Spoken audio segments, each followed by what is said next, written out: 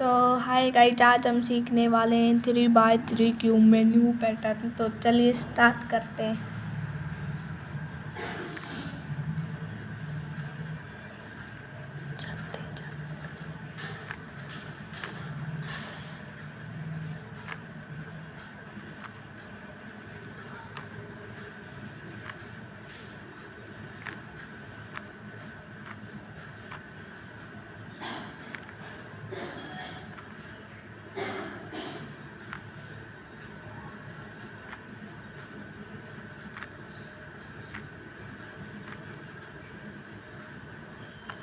और गाइस ये देखिए, हमारा न्यू क्यूब पैटर्न बन के तैयार हो चुका है।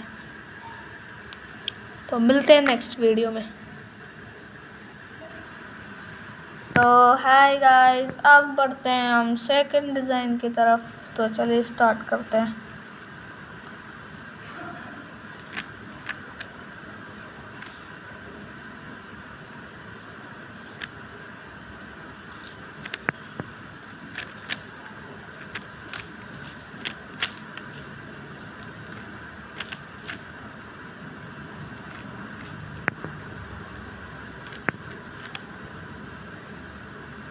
और गाइस ये देखिए, हमारा न्यू क्यूब डिज़ाइन बनके तैयार हो चुका है।